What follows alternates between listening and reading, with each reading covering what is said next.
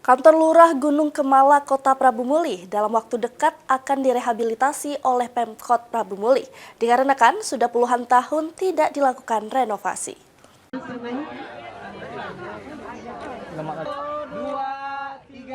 Usai menghadiri sebuah kegiatan yang tak jauh dari kantor Lurah Gunung Kemala, Wali Kota Prabu Muli Cak Arlan menyempatkan diri melakukan peninjauan ke kantor lurah tersebut. Menurut Cak Arlan, kantor Lurah Gunung Kemala sudah puluhan tahun tidak mendapatkan perbaikan. Kondisi itu dinilai kurang layak untuk pelayanan masyarakat.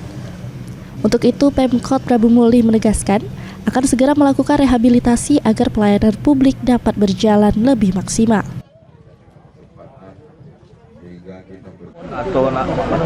Ya, kebenarkan acara ini di samping kantor lurah dan tadi terjadi kantor lurah ini pertama 30 tahun tidak dibenari. Jadi ajukan sama lurah bikin proposal kita benari, cek mana yang bocor dibuat ini. Jadi direhab. Direhab lah. Bukan dibangun baru ya? Bukan direhab.